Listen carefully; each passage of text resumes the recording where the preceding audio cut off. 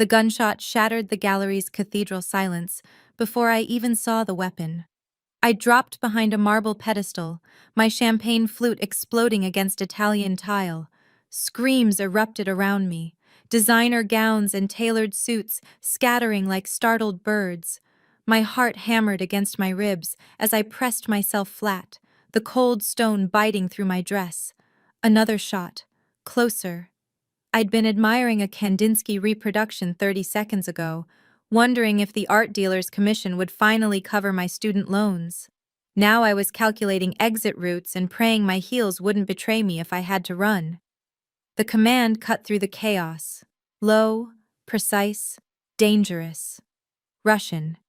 I knew enough to understand. Stay where you are. I peered around the pedestal's edge. The man stood in the gallery's center like a dark monument, utterly still while panic swirled around him. Tall, black suit that probably cost more than my car. His face was all hard angles in winter, sharp cheekbones, a jaw that could cut glass, eyes so pale they looked silver in the gallery lights. 3 men flanked him, guns drawn, moving with synchronized precision that spoke of military training. Blood pooled near the entrance, a body I refused to look at directly. The silver-eyed man surveyed the room with the bored patience of someone accustomed to violence. His gaze swept past my hiding spot, then returned. Stopped. I froze. He said something in rapid Russian to the man beside him, a comment that made the bodyguard's mouth twitch. I caught enough words to understand. He'd called me a frightened mouse. Something about Americans and their delicate constitutions. Rage flared hotter than fear. I stood up. Every rational cell in my body screamed at me to stay down, stay quiet, stay invisible. But I'd spent 2 years learning Russian for my art history thesis on the Soviet avant-garde, and I'd be damned if this criminal in expensive wool would mock me in a language he assumed I didn't understand. "Я не мышь," I said clearly. "I'm not a mouse. And if your men are so well trained, why did they let someone bring a gun in here?" Silence crashed over the gallery. The silver-eyed man's expression didn't change, but something shifted in the air, a tightening, like a wire drawn taut. His bodyguards exchanged glances. One of them, younger, with a scar bisecting his eyebrow, made a sound that might have been a suppressed laugh. The man in charge took 3 steps toward me. Just 3. But they closed the distance like he'd crossed the entire room. His voice was silk over steel. "You speak Russian." I lifted my chin, refusing to let my voice shake. My hands trembled against my sides, but I kept my gaze steady on his face. His head tilted fractionally, studying me. Those pale eyes tracked across my face like he was memorizing every feature, every tell. I felt stripped bare under that gaze, exposed in ways that had nothing to do with the thin silk of my dress. "Dmitri," he said softly, not looking away from me. "Dmitri, did you think she wouldn't understand?" The scarred bodyguard cleared his throat. "No, sir. And now she's made you look foolish." A muscle in Dmitri's jaw twitched, but I could see the corner of his mouth fighting a smile. The silver-eyed man moved closer. I should have stepped back. Every instinct screamed at me to maintain distance from this clearly dangerous person. But I stood my ground, even as my pulse thundered so loud I was certain he could hear it. He asked in English now, his accent turning the words into something dark and decadent. My voice came out steadier than I felt. Something flickered across his face. Surprise, maybe, or the ghost of amusement. It vanished before I could be sure. He stopped less than 3 feet away, close enough that I caught his scent, expensive cologne, gunpowder, something darker beneath. "Maybe both," I said. Behind us, sirens wailed in the distance. His men moved with sudden purpose, herding the remaining gallery patrons toward exits, speaking in low, urgent Russian. But the man in front of me didn't move. He simply watched me with those unnerving eyes, like I was a puzzle he needed to solve. "You should leave," he said finally. He reached into his jacket. I tensed and pulled out a business card, held it between two fingers. But you impressed my men. I didn't take the card. He tucked the card into my clutch purse before I could stop him, his fingers brushing mine for one electric second. Little mouse. He walked away before I could respond, his men forming a protective wedge as they disappeared through a service exit. The sirens grew louder. I stood there shaking, my heart racing, the weight of his card burning through leather and silk against my hip. I should have thrown it away. I didn't. The police kept me for 3 hours. I sat in a folding chair that squeaked every time I shifted, giving my statement to a detective who looked like he hadn't slept in days. Yes, I'd been admiring the artwork. No, I didn't know anyone at the gallery personally. Yes, I heard gunshots. No, I didn't see the shooter's face. I didn't mention the silver-eyed man or his perfectly synchronized guards. I didn't mention speaking Russian or the business card currently burning a hole in my purse. The detective's eyes were tired but sharp. Graduate student, NYU. Past tense now. The gallery owner was dead. I'd seen the sheet-covered body as they wheeled it out. I wasn't calm. My hands still trembled when I thought no one was looking. But I'd learned early that showing fear invited more questions, more scrutiny, more problems. Shock, probably, I said. He studied me for another long moment, then slid his card across the table. I took it with numb fingers. 2 business cards in one night. Some kind of record. The subway ride home felt surreal. Normal people doing normal things. Scrolling phones, reading, sleeping against windows. Like the world hadn't just tilted sideways. Like I hadn't watched a man die and then traded barbs with someone who probably ordered the killing. My studio apartment in Bushwick welcomed me with its familiar smell of old radiator heat and the neighbors cooking. I locked the door, threw the deadbolt, and leaned against the wood until my breathing steadied. Then I pulled out the card. Heavy stock. Expensive. No company name, no title. Just a phone number embossed in silver ink, and below it, a single word in Cyrillic. Volk. Wolf. I should have burned it. Thrown it down the trash chute. Done literally anything except what I did, which was stare at it for 20 minutes while my kettle boiled dry on the stove. I didn't sleep. Every time I closed my eyes, I saw those pale silver eyes tracking across my face. Heard that dark voice wrapping around Russian consonants like a threat and a promise. Felt the ghost of his fingers brushing mine. At 4 a.m., I gave up and made coffee, opened my laptop, started searching. Russian Mafia, New York. Brighton Beach crime families. Art gallery murders, Manhattan. The news articles were sparse, carefully worded. The shooter remained unidentified. Police were investigating. Nothing about silver-eyed men or wolves. I dug deeper, found forum posts, Reddit threads, carefully vague Twitter rumors. The Russian Bratva operated differently than the Italian families, quieter, more insular. They controlled Brighton Beach, parts of Brooklyn, had fingers in art smuggling, money laundering, construction. One name kept appearing in hushed whispers: Alexei Volkov. No photos, no confirmed details. Just a shadow in the shape of a man. The Wolf of Brighton Beach. Ruthless. Untouchable. Rumored to have taken control of the Volkov family at 23 after his father's assassination. I stared at my screen until the words blurred. The card sat beside my keyboard. Mocking me. 3 days passed. I called in sick to my other job at the museum, stayed in my apartment, jumped at every footstep in the hallway. The police detective called twice. I let it go to voicemail. On the 4th day, my bank account screamed at me to get back to work. Rent didn't care about trauma. I was walking to the subway when I felt it. That creeping sensation of being watched. I'd felt it on and off since the gallery, but now it intensified, made my shoulder blades itch. I stopped at a bodega, pretending to examine plantains while checking the reflection in the window. A man in a gray jacket, 30 feet back.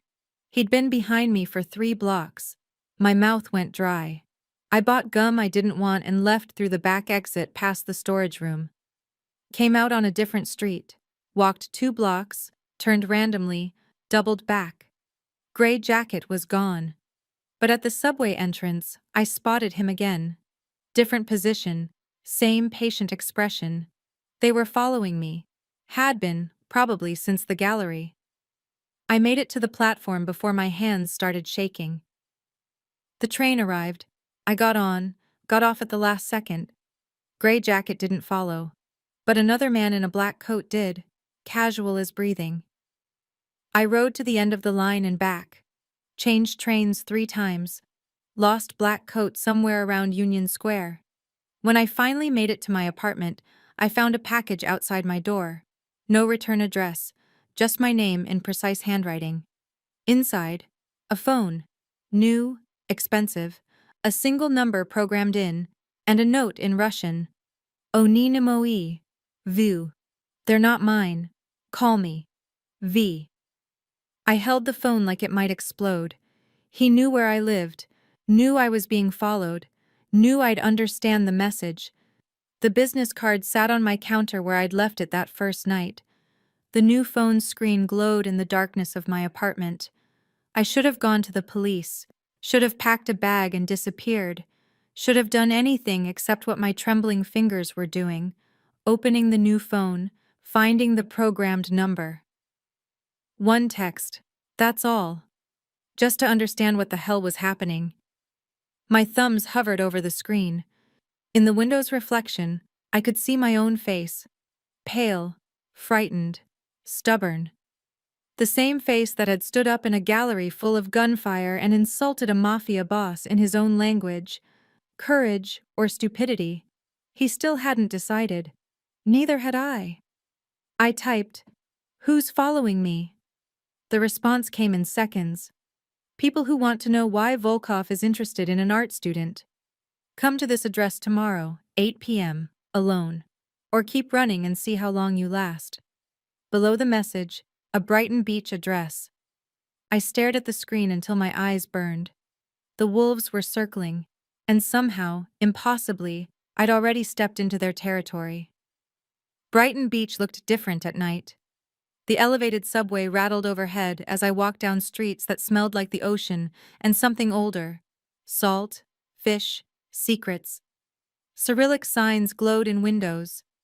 Russian voices drifted from restaurants and shops still open despite the hour. I'd been here before for research, daylight visits to interview émigrés about Soviet art. This felt nothing like those trips.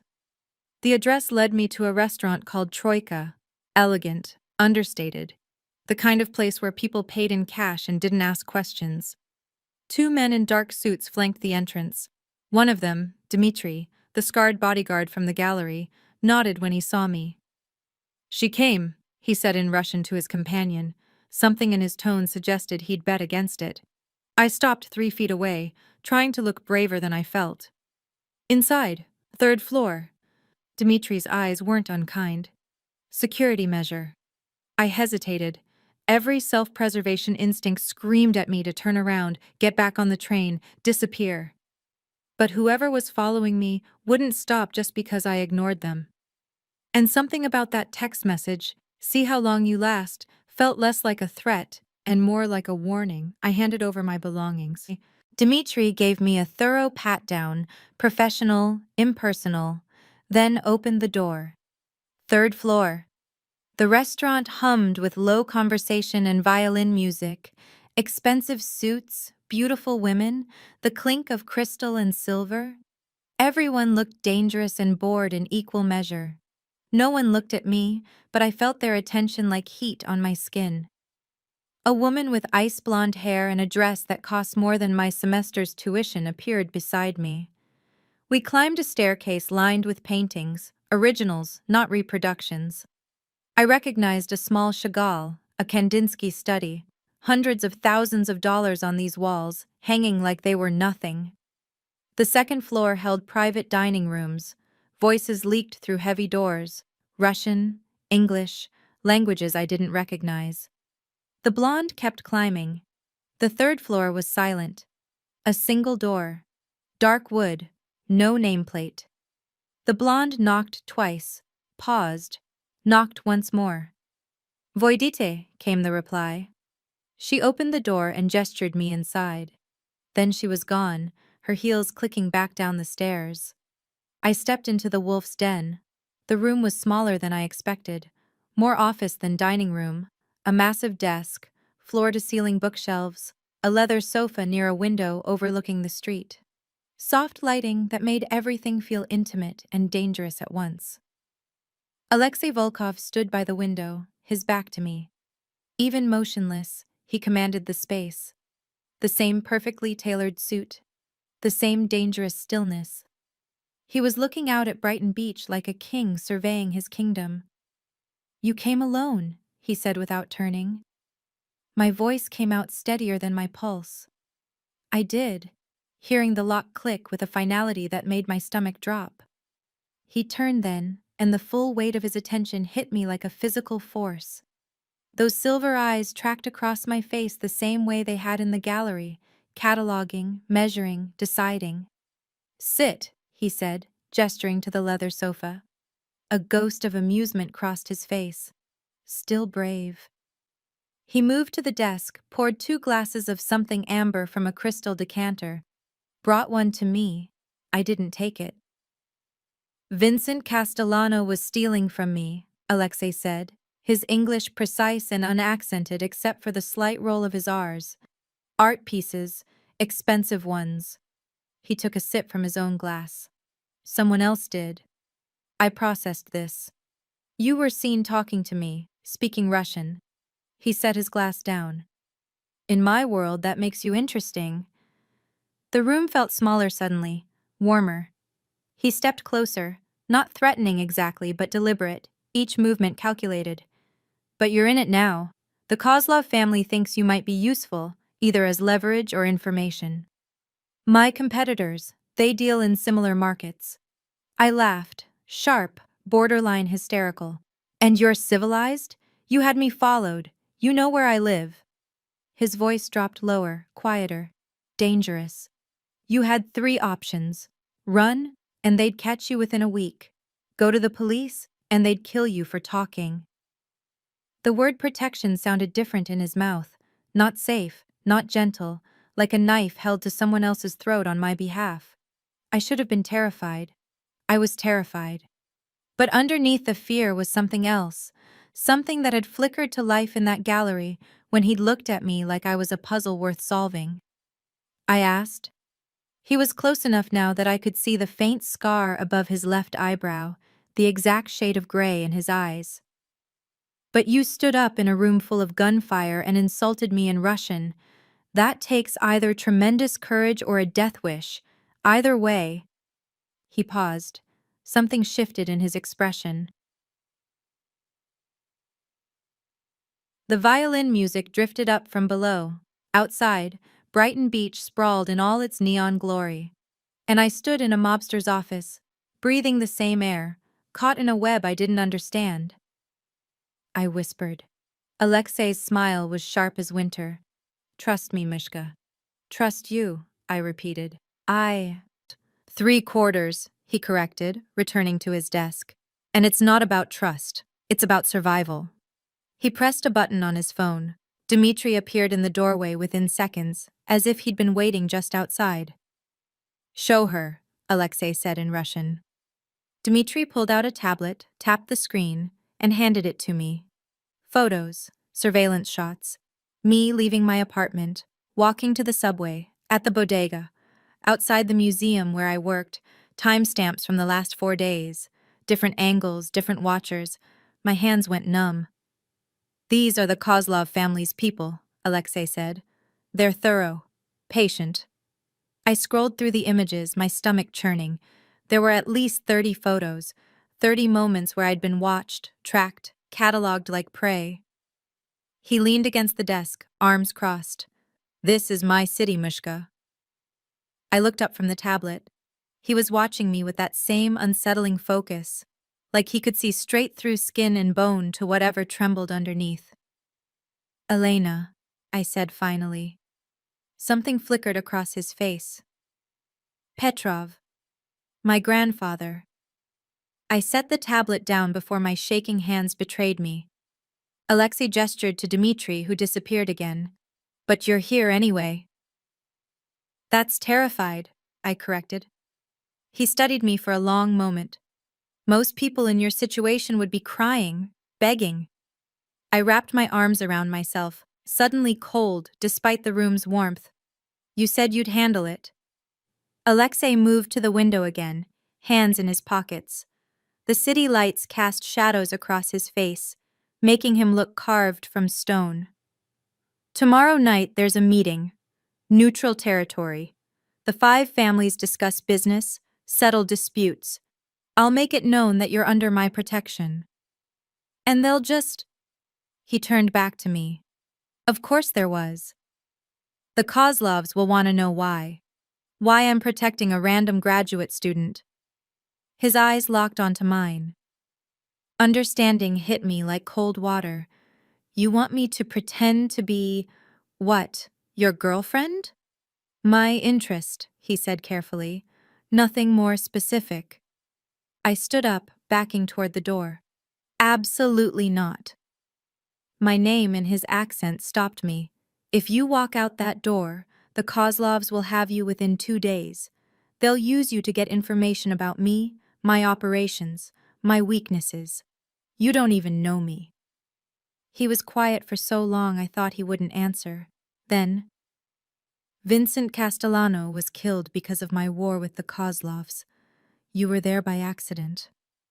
The word tasted bitter. Not noble. He closed the distance between us in 3 strides. I don't let innocent people die in my conflicts. It's bad for business and worse for control. But more than that, he paused. Something shifted in his expression, a crack in the controlled facade. You're sharp, fearless in moments when you should be afraid. His voice dropped lower. People like that are rare. The air between us felt charged, dangerous. I could smell his cologne again. Cedar, gunpowder, winter. I heard myself ask, this? You'd be seen with me, public appearances. You'd stay at a secure location, not your apartment. Until the Kozlovs are dealt with. Weeks. A month. 4 weeks of living in the Russian Mafia's shadow, of pretending to be something I wasn't, of being close to this dangerous, magnetic man who looked at me like I was a problem he couldn't solve. I thought about my studio apartment with its broken radiator, the surveillance photos, the gray jacket and black coat following me through the subway, the fear that had lived in my chest for 4 days. I want protection for my family too, I said. My mother, my sister. Alexei nodded once. And I keep going to school, to work, accompanied by security. I want access to a lawyer. Someone who's not yours. Someone who can... I struggled for the words. His jaw tightened almost imperceptibly. If this goes wrong, a lawyer won't save you. No, he agreed. They're not. I pressed my palms against my thighs, trying to stop the shaking. Everything in me screamed this was insane, that I should run, hide, disappear. But the rational part, the part that had gotten me through undergrad on scholarships and survived New York on student loans, knew he was right. I was already in this. The only question was whether I survived it. Okay, I whispered. Alexei's expression didn't change, but something in his eyes did. Relief, maybe. Or satisfaction. He pulled out his phone. Dmitri will take you to the apartment. It's in Williamsburg, secure. He looked at me then, really looked at me, and I felt it like a touch. The apartment was obscene, floor-to-ceiling windows overlooking the East River, marble countertops, furniture that looked like it belonged in a museum, everything white and chrome and expensive, the kind of place I'd only seen in magazines. Dmitri set my overnight bag, hastily packed under his watchful eye, on the pristine white sofa. Kitchen is fully stocked. Bedroom through there. Security system is armed. Volkov's people. He moved to the door, then paused. My voice sounded hollow in the cavernous space. He almost smiled. The Kozlovs wouldn't have been kind. Volkov is complicated. Then he was gone, and I was alone in a stranger's apartment with my entire life reduced to one duffel bag. I stood at the window and watched the city lights blur through sudden tears. This morning I'd been worried about my thesis defense. Now I was a mafia boss's fake interest, hiding in a luxury apartment while dangerous men decided whether I lived or died. My phone buzzed. The new one Alexei had sent. Get some sleep. Car picks you up at 9 a.m. for class. I typed back. How do you know my schedule? I know everything about you now, Elena. It's how I keep you safe. The words should have terrified me. Instead, I felt something else, a strange, unwanted flutter in my chest. I deleted the message and went to find the bedroom. Sleep came in fragments. Every sound made me jolt awake, the building settling, sirens in the distance, my own heartbeat too loud in the silence. At 3 a.m., I gave up and made tea in the kitchen that looked like it had never been used. Sat at the marble island and tried to grade papers on my laptop. Tried to pretend my life was normal. My phone lit up. Not Alexei this time. My sister, Natalie. Mom said you're not answering her calls. Everything okay? I stared at the screen. What could I possibly say? I'm fine. Just witnessed a murder, and now I'm under the protection of the Russian Mafia. I typed, everything's fine. Just busy with thesis stuff. Tell Mom I'll call this weekend. You sound weird. I'm tired. That's all. Elena. My sister knew me too well. We'd grown up sharing a bedroom, secrets, everything. She could read my lies through text messages. I promise I'm okay. Just stressed. Love you. She didn't respond. I could picture her frowning at her phone, debating whether to push. Finally, love you too, but I'm calling Mom if you don't check in by Sunday. I set the phone down and pressed my palms against my eyes. This was impossible. How was I supposed to maintain a normal life while playing pretend with a man who controlled half of Brooklyn's underworld? The tea had gone cold. The papers remained ungraded. Outside, the city prepared for dawn. The car arrived exactly at 9. Black SUV, tinted windows. Dmitri in the driver's seat and another guard, introduced as Pavel, riding shotgun. We'll walk you to class, wait outside, walk you back, Dmitri explained as we pulled into NYU's campus. Natural, I repeated. They did, but I felt their presence like a shadow as I walked into the Institute of Fine Arts, felt other students' curious glances, heard whispered questions I couldn't answer. My advisor, Professor Chen, cornered me after seminar. Elena. Her expression softened. That must have been traumatic. Too sharp. I softened my tone. I'm fine. The work helps, actually. She didn't look convinced, but nodded. I made it through 2 classes, a meeting with my thesis committee, 4 hours in the library. Dmitri and Pavel shadowed me through all of it, professional and silent. By the time we returned to the apartment, my nerves were shredded. Dmitri asked at the door. Same time, I confirmed. But when I stepped inside, I wasn't alone. Alexei stood by the windows, hands in his pockets, looking out at the river. He'd shed his suit jacket. White shirt rolled to his elbows, revealing forearms marked with scars and what looked like the edge of a tattoo. My voice came out breathless. He turned. I dropped my bag. Dinner is being delivered at 7. Because tomorrow night is the meeting. The Kozlovs will be watching every interaction between us. We need to be... He moved closer, and I forced myself not to step back. Something shifted in his expression. He was close enough now that I could see the flecks of darker gray in his eyes, could see the faint stubble along his jaw, could feel the heat radiating from his body. This is insane, I whispered. His voice had dropped to that low, dangerous register. I gave you 3. He lifted a hand slowly, telegraphing the movement, and tucked a strand of hair behind my ear. His fingers barely grazed my skin, but I felt it like electricity. My breath caught. Not a question. A certainty. He was right. God help me, he was right. Some twisted part of me was drawn to this, to him, to the danger and darkness and the way he looked at me like I mattered. The food will be here in an hour, he said, stepping back. We should talk, learn each other. I nodded, not trusting my voice. As he moved toward the kitchen, I caught sight of the tattoo on his forearm, Cyrillic letters in stark black ink. Volk, wolf. I was living in the wolf's den now, and despite everything, I wasn't sure I wanted to leave. Dinner arrived in black containers with gold trim. Georgian food, khachapuri bread boats filled with cheese and egg, khinkali dumplings, char-grilled vegetables that smelled like summer.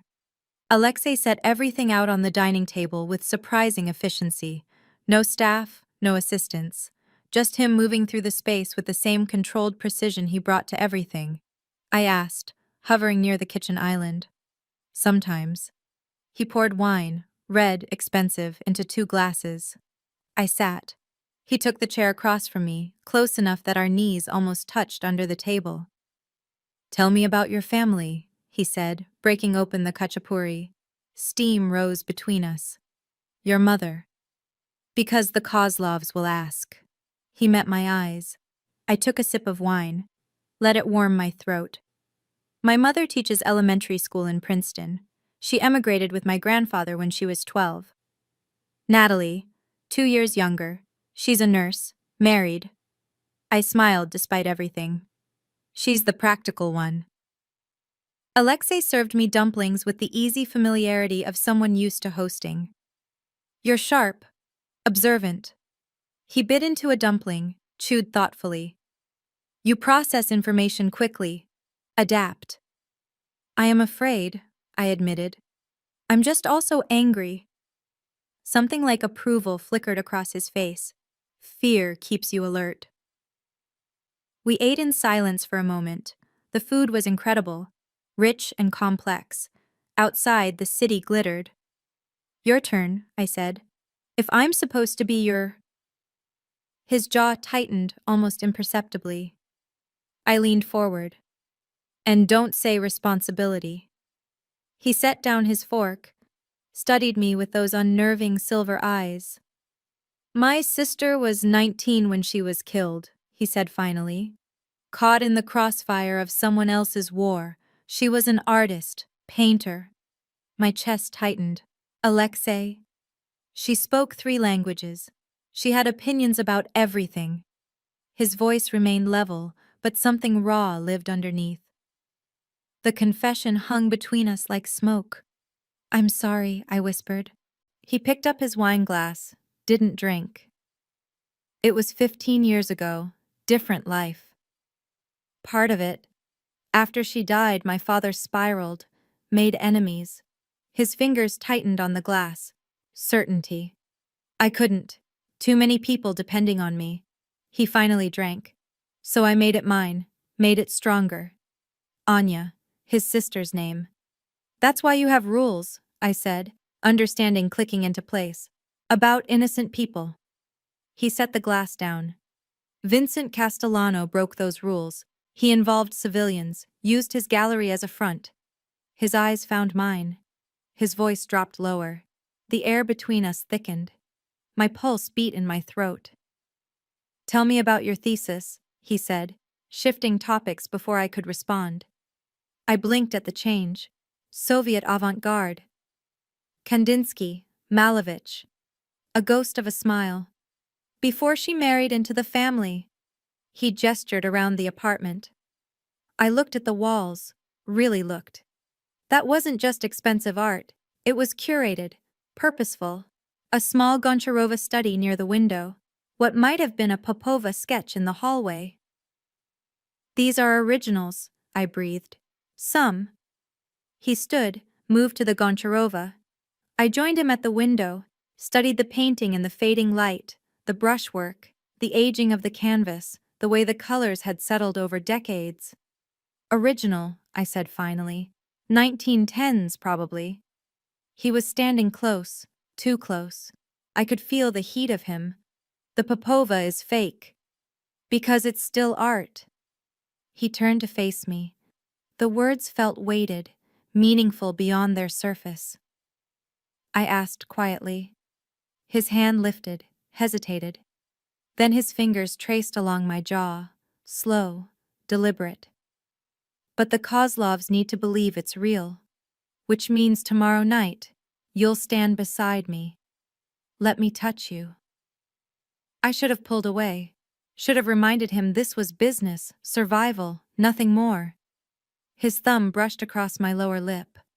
Like this, he said. My breath caught. And then, he continued, his voice barely above a whisper, we make them see what they expect to see. Possessiveness. Protection. My voice shook. His eyes darkened. The dress arrived at noon. Black silk. Elegant but understated. Cut to hug every curve without being obvious about it. Expensive enough to signal status, simple enough not to scream new money. A note in Alexei's handwriting. Wear this, hair down. No jewelry except what I send. 20 minutes later, a velvet box appeared. Inside, a platinum necklace with a single diamond pendant. Not ostentatious, just enough to catch light, to draw eyes to my throat, to mark me as his. I stared at my reflection as I fastened the clasp. I looked like someone else, someone who belonged in this world of expensive restaurants and dangerous men, someone who could stand beside Alexei Volkov and make people believe she wanted to be there. The lie was getting easier to wear. The car ride was silent. Alexei sat beside me in the back seat, close enough that our thighs touched. He wore all black, suit, shirt, everything. It made his eyes look silver white in the dim light, predatory. Remember, he said as we pulled up to the restaurant, stay close to me. Don't answer questions directly. Then you understand every word. His hand found mine, threaded our fingers together. This is important, Elena. The Kozlovs will test you. Try to find weakness. I nodded, my throat tight. His thumb traced circles on my palm, a gesture that might have been comforting if it didn't feel so possessive.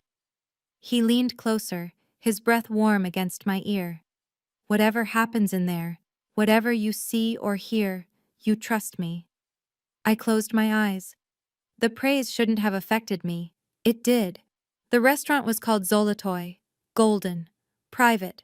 The kind of place that didn't have a sign or a public phone number. 4 men waited in the back room. I recognized the type immediately. The same controlled violence as Alexei. The same expensive suits hiding dangerous bodies. But where Alexei felt like winter, these men felt like rot. Something diseased beneath the polish. The one at the head of the table spoke. Older, maybe 50, with sharp features and cold eyes. Alexei's hand settled at the small of my back. Possessive. Mikhail Kozlov. Mikhail's gaze slid to me, lingered.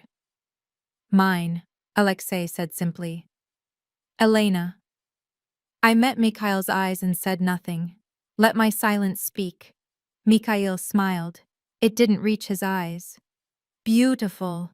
Alexei's voice dropped to permafrost. The tension in the room crystallized. The other 3 men shifted, subtle movements, hands near weapons. Then Mikhail laughed. Sit, Volkov. The meeting was in Russian, all of it. They discussed territory, shipments, money laundering routes through construction companies and art galleries. Vincent Castellano's name came up, his death an inconvenience, his connections now up for grabs.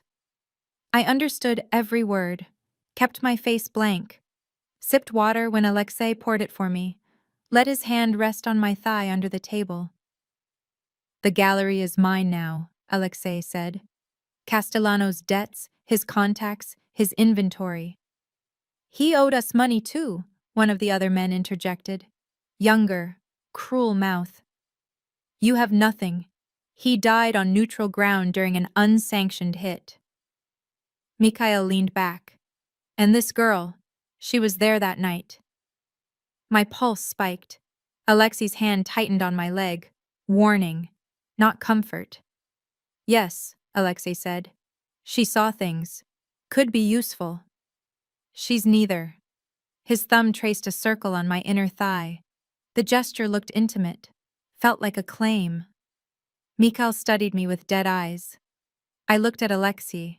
He nodded once. Petrov? I said quietly. Mikhail exchanged glances with his men. Any relation to Dmitri Petrov? My blood went cold. My grandfather. My grandfather, I admitted. He went legitimate. Mikhail's smile was razor sharp. Interesting.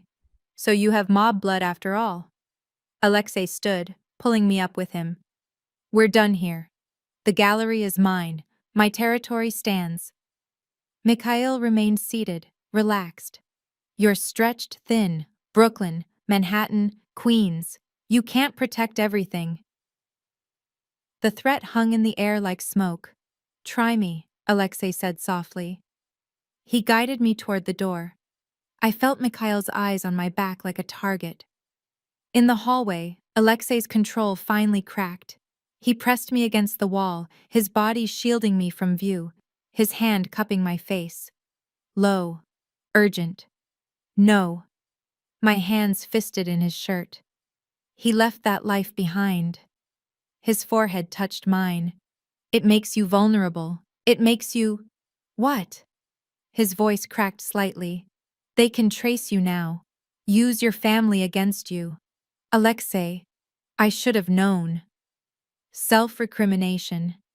Anger at himself, not me. His hands framed my face. Because if something happens to you… He stopped, drew back, but not before I saw it. The crack in his armor, the fear beneath the control. Nothing will happen to me, I said, surprising myself with the certainty. He searched my face, then slowly, deliberately, he leaned in. The kiss was soft, questioning. Nothing like I'd expected from him.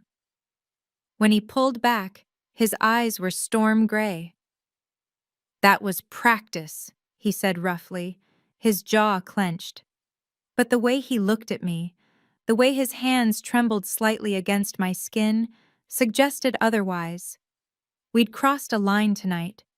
In that room full of wolves, something had shifted. The fake was starting to feel dangerously real. The car was waiting when we exited, but Alexei didn't move toward it. Change of plans, he said to Dmitri. Take Pavel and circle back. The command left no room for argument. Dmitri's jaw tightened, but he nodded and drove off, leaving us on the street. Alone. I pulled my coat tighter against the October wind. He started down the sidewalk. Brighton Beach at midnight looked different, quieter. The restaurants had dimmed their lights, but the streets still hummed with life. Late-night diners, men smoking outside social clubs, women in furs stepping out of cars. Alexei's world. Every person we passed nodded to him, showed respect, fear. You knew, I said after 2 blocks. He kept his eyes forward.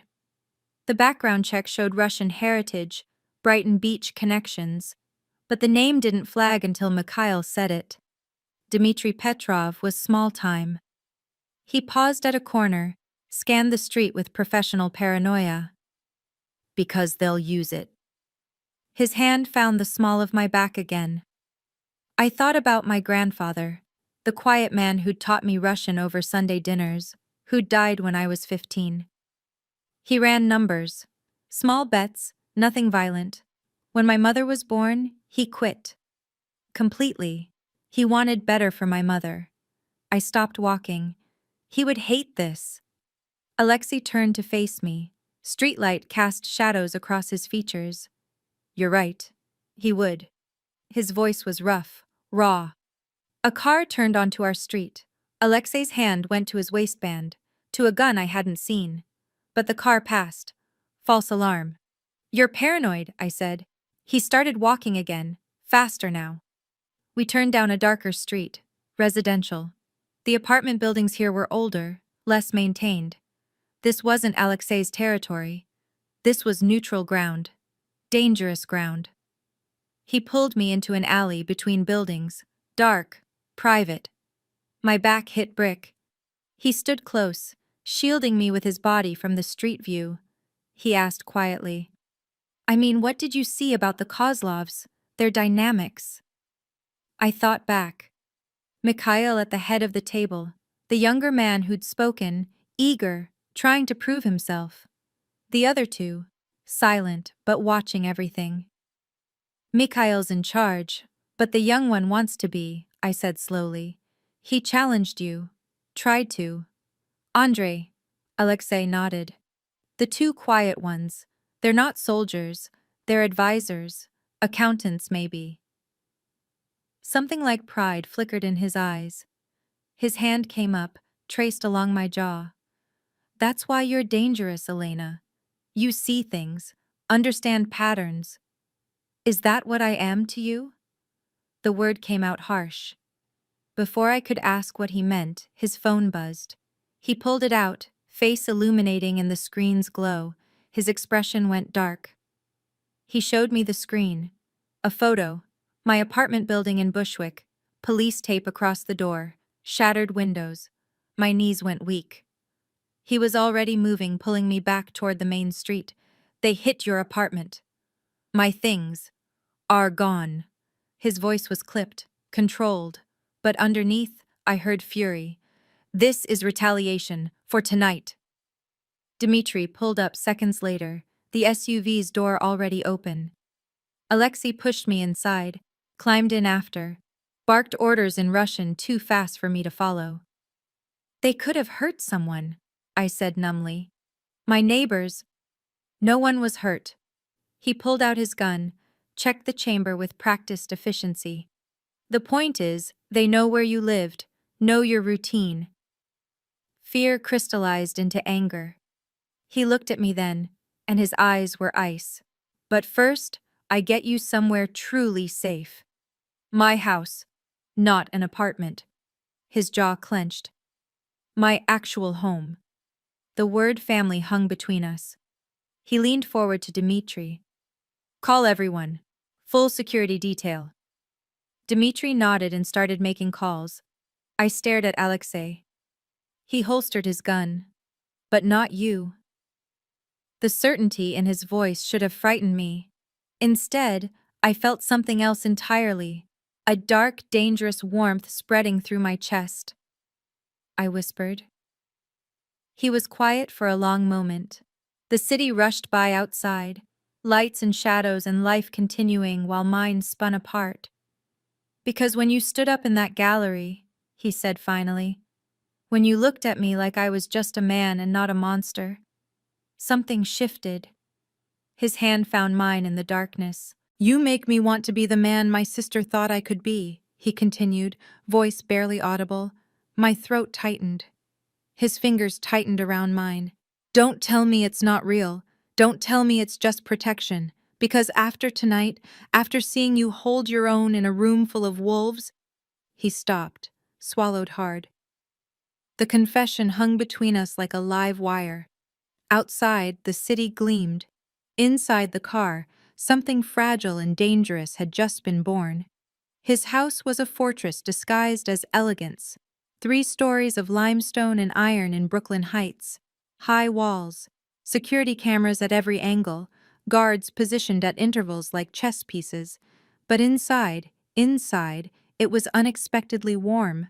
Hardwood floors, built-in bookshelves, art on every wall, not just investments, but pieces chosen with care.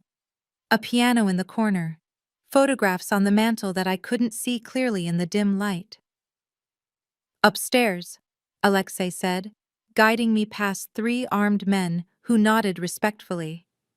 We climbed a staircase with an ornate banister. The second floor was quieter, more personal. I could smell cedar and old books. He opened a door to a room that was nothing like the sterile Williamsburg apartment. This had character. A 4-poster bed with navy linens, A reading chair by the window, paintings I recognized as Russian landscapes from the 1800s. There's clothes in the closet. He stayed in the doorway. Bathroom through there. I turned to face him. He met my eyes. This isn't. We can't. I struggled for words. This started as protection. He was quiet for a long moment. In the soft light, he looked younger, more human. The controlled mask had slipped, showing something raw underneath. I don't know, he admitted. But I know that when Dmitri sent me that photo of your apartment, my first thought wasn't strategy or retaliation. His voice dropped. Terror that they'd gotten to you, that I'd failed, that I'd lose someone else He stopped, closed his eyes. I whispered. The words sounded torn from him. I care about you, Elena, more than I should. My heart hammered against my ribs. I took a step toward him. I'm terrified of this, of what it means, of how much I couldn't finish. Couldn't admit out loud what my body had been screaming for days. Alexei crossed the room in 2 strides. His hands cupped my face, tilting my head up. My name was a command and a plea. The confession tumbled out. I want you, and I hate myself for it because you're dangerous and violent and you've killed people, and I should run as far as I can, but He kissed me. Not soft like before. This was desperate, consuming. His mouth claimed mine with weeks of restrained hunger finally unleashed. I gasped against his lips and he deepened the kiss, one hand tangling in my hair, the other spanning my lower back, pulling me flush against him. I'd been kissed before. This wasn't that. This was falling and burning and drowning all at once. When we broke apart, both breathing hard, his forehead rested against mine. This is a mistake, he said roughly. You should leave. Go back to your normal life. My hands fisted in his shirt. The Kozlovs won't stop. They'll keep coming, keep threatening. I pulled back enough to meet his eyes. You said it yourself. His jaw clenched. I traced the line of his jaw, felt him shudder. And I'm still here. A warning, a prayer. Show me, I whispered. Show me who you are when you're not being the wolf of Brighton Beach. Something cracked in his expression. He took my hand, led me across the hall to his room. It was darker than mine, masculine.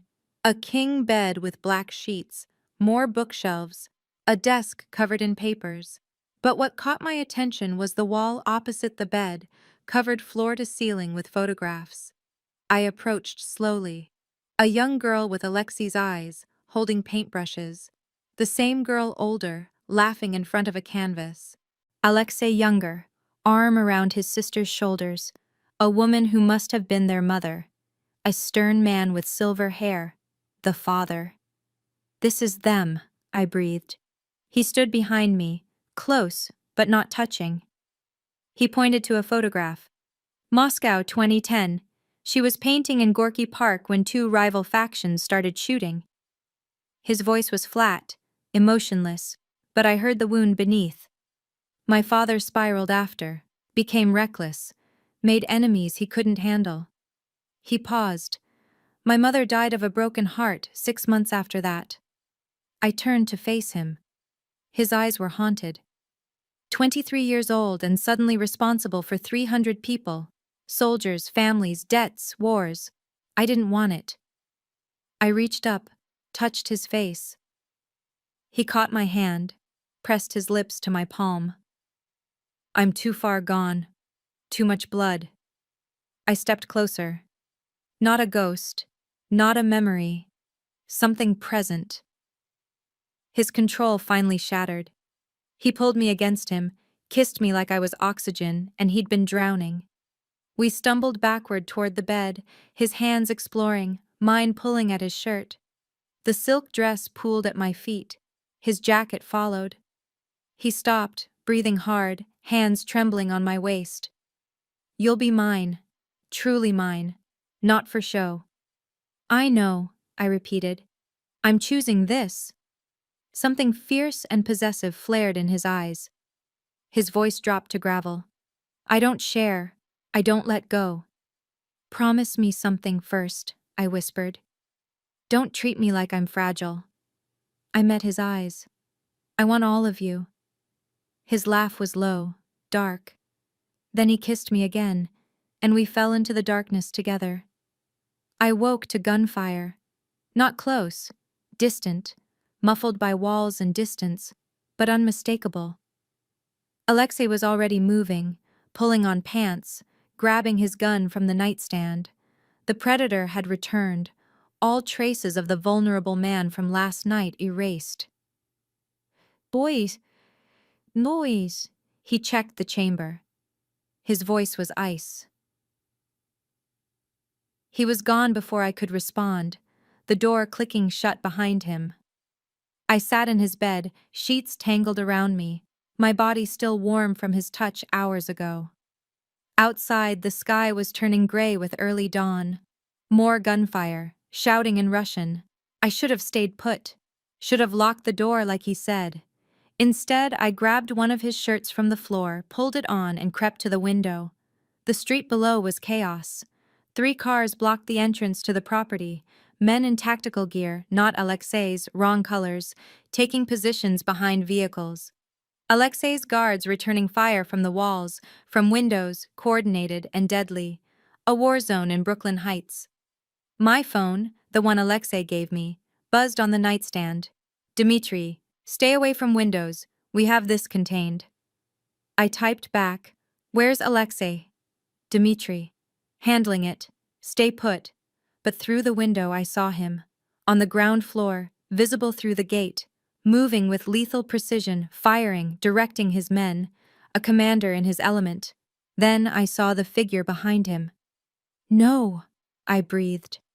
The man emerged from the shadows between houses, one of the Kozlov soldiers, flanking while Alexei's attention was forward. Gun raised, aimed at Alexei's back. I didn't think, didn't hesitate. I grabbed the nearest heavy object, a marble bookend from Alexei's shelf, and threw it through the window. Glass exploded outward. The crash made everyone look up, including Alexei, who spun just as the Kozlov soldier fired. The bullet that would have hit his spine caught his shoulder instead. Alexei went down, but already shooting. The Kozlov soldier fell, didn't get up. Dmitri was there in seconds, dragging Alexei behind cover, while others suppressed fire from the remaining attackers. My hands shook. Blood roared in my ears. I'd saved him, or gotten him shot. I couldn't tell which. The door burst open, Pavel breathing hard. You need to come with me. Alexei is alive because of you. He pulled me downstairs, through hallways I didn't recognize, into a basement safe room with reinforced walls and monitors showing every angle of the property. On screen, I watched Alexei's men push back the Kozlov forces, watched the attackers retreat to their vehicles, watched them speed away, leaving 2 bodies behind.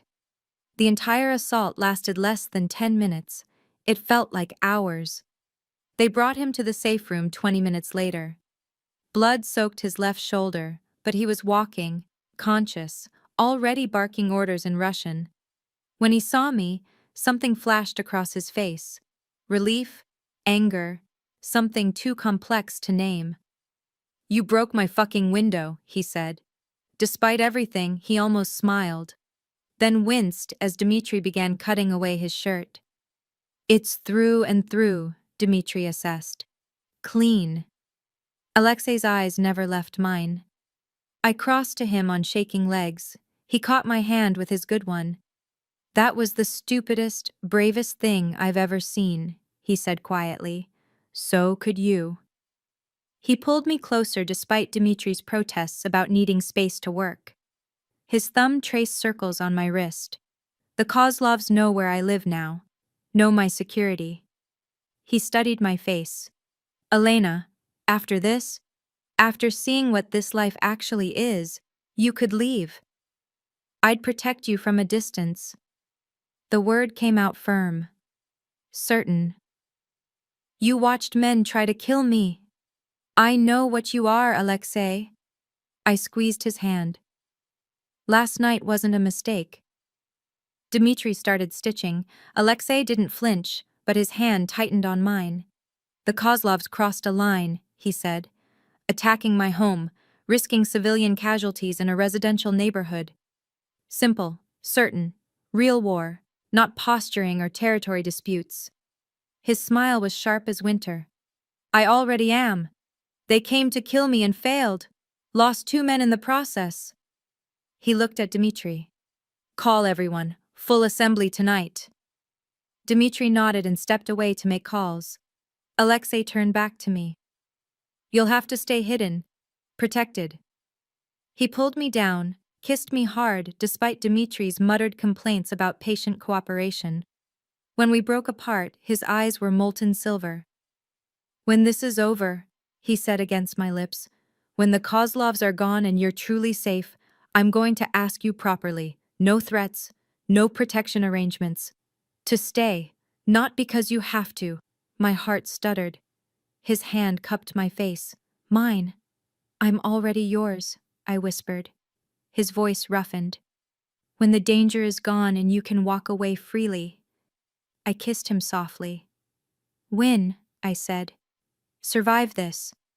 His laugh was low, dangerous, full of dark promise. Then watch me, Mishka. 3 weeks later. The gallery opening was everything Vincent Castellanos never was. Legitimate, legal, beautiful. I stood in front of a Kandinsky original, champagne in hand, watching art collectors and critics mill through the space. The same gallery where this all started. Now under new management. Clean management. Alexei's war with the Kozlovs had lasted 12 days. Brutal, decisive, final. Mikhail Kozlov was dead. His nephew had fled to Moscow. The territories were redistributed. The other families had declared Alexei's victory just and recognized his expanded control. The wolf had won. Now he stood across the gallery in a tailored suit, discussing something with a curator, looking every inch the legitimate art patron he was pretending to be. Our eyes met across the room. He excused himself, crossed to me with that predatory grace. So, he said quietly, no more danger. No more protection arrangements. His hand found mine. Your apartment is repaired. Your family is safe. I set down my champagne, turned to face him fully. Ask me, I said. His voice was low, intimate, completely serious. Will you stay?